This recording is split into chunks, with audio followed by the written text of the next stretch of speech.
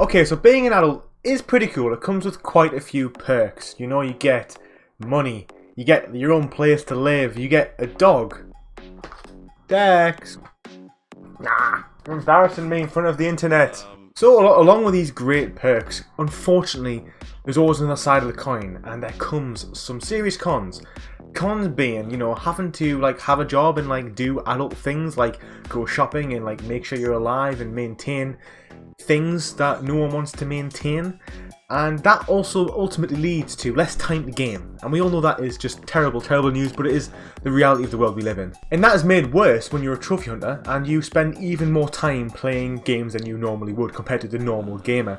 Which means that you probably have the same problem as me. You've amassed a rather large backlog. And in this video, I'm going to talk about my 10 games that I really want to platinum that I just cannot get around to playing initially at all, and then finally doing the 100% and earning the platinum. I'm going to be totally honest here.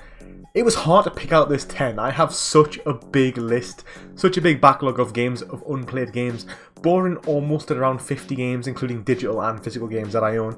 So it was hard to pick out this 10. I really want to play Sudden Strike 4, South Park Stick of Truth, South Park Fractured But Whole, games like that, Vampire, all these different games that I actually own physically, which I just haven't been able to get around to playing. But in this list, I'm going to tell you my top 10 games I really, really want to platinum but haven't got around to playing yet. So starting with the digital side of it, there's 3 games or 4 games I want to talk about here. As you'll be able to tell by the intro, it is the Yakuza franchise as a whole. Yakuza 0, 1, 2, 3, 4, 5, 6. Like a Dragon, Judgment and Lost Judgment, but mainly Yakuza 0. I set it as a goal at the beginning of this year to be a game that I wanted to platinum, and I've come to the terms with the fact that I'm probably not going to play it this year because I just got so many games already lined up. There's games coming out, there's games I want to finish. People love to remind me in the comments that I have not platinumed Yakuza 0. In fact, I haven't even started it. Not only do I own Yakuza 0, I actually own Yakuza Kiwami 1 and Kiwami 2 and Yakuza 6 for some bizarre reason. So all of those games I do want to play, and I think Yakuza 0 is going to be the start point. Then Kiwami 1, Kiwami 2, I'm kind of keeping my fingers crossed that there might be proper remastering of 3, 4 and 5. I know they are remastered, but maybe like a rebuild like Kiwami 1 and 2.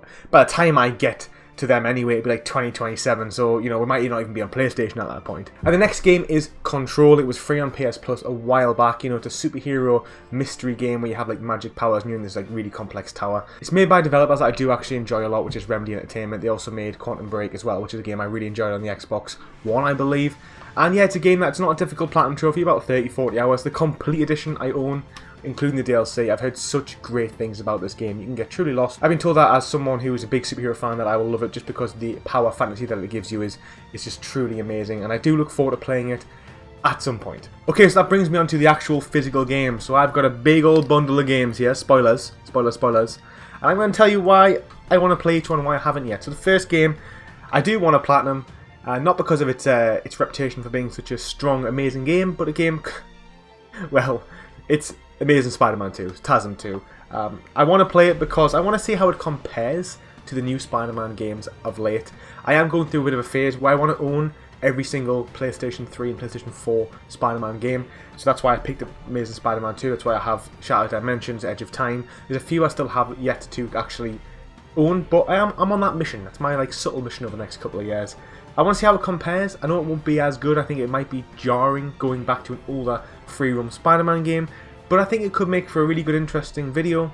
And I think, you know, it's good to have the platinums, the Spider-Man plats, because I'm all about those Spidey plats. Spidey plats are life, right? Okay, next is The Witcher 3. Now, this game is sealed. You can see that it is still but sealed. And that's because I picked it up on sale for like £10. Obviously, Witcher 3 is one of my favourite games. I think it's probably in the top 3 of my favourite games of all time. I've played it on the Xbox One. You know, I had a really great time with it. I wasn't really completionist back then, so I haven't actually had a chance to play it on the PlayStation 4. And you know how it is with these long RPGs. You want to play them, you really do, but you just know that 200 hours of your life that you really got to commit to. And there's just so many games out there. That's the problem with these backlog games, that sometimes games get left behind. I will platinum Witcher 3. It is on my to-do list. I am promising that at some point I will platinum Witcher 3 and do all the DLC. It's just find the time, alright? Which brings me on to the next game, which is Skyrim. So again, I've actually played this and 100% of this.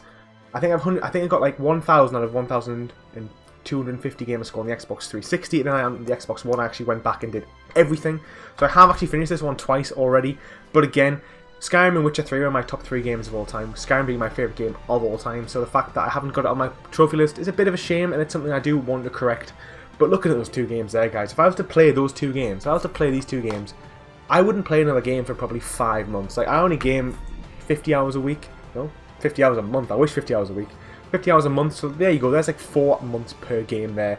I would lose a lot of time, and I wouldn't be able to experience a lot of other games if I planted those games, which is a problem with a big RPG. I do own a VR and I do enjoy it. I don't play it as much as I probably should. I think a lot of people who are hardcore, like trophy hunters and gamers, will say they own a VR and they don't play it enough. It is what it is. And this game is Astrobot Rescue Mission. Again, this actually came free with my PlayStation VR. So when I got this in 2019, maybe 2018, I can't actually recall. It was one of the games that came, and I really did want to play it, but I'm not a big platformer. I've said this many times on the channel. However, I played Astrobot's Playroom, and we all know how much of a fantastic PlayStation 5 tech demo game, Platinum Trophy experience that truly was. What a great game it was. And it's made me really want to go back to play Astrobot on the VR, because I've heard such great things. Loads of people in the Discord, loads of people have just spoke to me throughout the past couple of years saying it's such a good, underrated platformer and VR game. And, you know, I feel like I owe it to Astrobot because he's kind of been like this low-key mascot for PlayStation. I feel like we should really grab him by the horns and make him the mascot he deserves to be, because he really is such a cool character. Okay, the next is 2 games, but it's basically just the Life is Strange collection. You know, you can apply. This is Before Storm and the first game, Life is Strange, but you can apply this to Life is Strange 2, Life is Strange True Colors. I do really want to get on the Life is Strange bandwagon. I really want to get there. I enjoy a walking story, but the problem is, sometimes they can be a bit slow. I own all the Walking Dead games on digital in my backlog, and I played season 1 and 2. Not even that, I think I played season 1 and that's it. When I game, I want to be quite involved, and I think Life is Strange, the Walking Dead, Telltale stuff, it's a backseat gaming. You kind of sit there and you don't do a great deal. And for someone like me who has like serious attention deficit disorder, probably on some level, that I just cannot concentrate on anything for longer than like 15 minutes. It can be a real problem. So sometimes I think I just can't commit to it because I just can't quite keep my attention focused on the game long enough. But I know that I've heard such great things about every single one of the Life is Strange series. I know I need to do it at some point soon. So the next game, which is our number 9 game, is Trover Saves the Universe. This is made by Squanch Games, the people who made the Rick and Morty virtual reality, and who make the Rick and Morty TV series. I'm a massive Rick and Morty fan. I think it's absolutely sensational. It's so fantastic. It's so all over the place. And it's just top quality humor and fantasy, or sci-fi fantasy, shall I say. And I do really want to play this game. And the thing about this game is, I play a lot of my VR games with my friends, so I save them for playing it with my friends come around. Because of lockdown, because of COVID, I haven't been able to play VR with anybody in like over a year and a half now, which is a big shame. But you can play this game without VR, so I feel like maybe I should just play it without the VR. You know, I might not have as good of an experience, but I'll definitely be more inclined to actually play it, because setting up the VR, even though it only takes 10 minutes, it always feels like such a large amount of effort that sometimes you just can't be bothered, and you end up putting back amazing games like this. And I feel like I do owe it to Squanch Games, to Rick and Morty, to just give this a go, and I think I might just have to play it on the PlayStation without the VR to actually make myself play it at all. So the final game on my list is an anime game, because I am quite into my anime at the moment, if you didn't already know, which is Dragon Ball Z Kakarot. Now, I've watched Dragon Ball Z through all the way about 3 times, and that doesn't sound like much, but it's like massive. It's like 400 episodes. It really is quite the task. I think I watched it when I was like a kid growing up, on and off. Then when I was about 16, I really watched all of them, and I think when I was about 20, I did the same again. So I am really fatigued with Dragon Ball Z. I've said this on the podcast, I said this to Joel, I've upset Joel quite a lot when I've said these things, who's my co-host on the podcast, but I've had enough of it. I really have had quite a bit too much of Dragon Ball Z, and I feel like now I'm at the point where I'm never going to watch Dragon Ball Z ever again, in terms of the base anime series. I'm probably never going to do it, just purely because I've seen it so many times. It's just such a commitment, but that doesn't mean I don't love Dragon Ball Z, because I do love Dragon Ball Z. So I think Dragon Ball Z Kakarot will be a really great way for myself to experience that story again, more involved. And then also it has DLC, it has Super DLC, and I think it'll prepare me to move on to Dragon Ball Super, because although I never want to watch Dragon Ball Z again, I'm not saying I wouldn't watch the original Dragon Ball, which I've never watched before, and I really do want to watch Dragon Ball Super at some point over the next 2 years. So I think if I play this game, it'll really prime me for the next step in Dragon Ball's world, universe, lore, etc. The thing is, it's quite a long platinum, it's about 100 hours, you know, it's an RPG anime. I've heard amazing things, I've heard such good things about this game, but it's just finding the time, guys. You know, a lot of these games are pretty big tasks, most of them are over 50 hours. If you look at Yakuza, Skyrim, Witcher, even the Amazing Spider-Man, the speed I play, and then finally Dragon Ball Z. I could probably play these 10 games in 2021 and not play anything else for the rest of the year, which maybe not even get them finished if you're thinking Kiwami 1, 2 and Yakuza 0.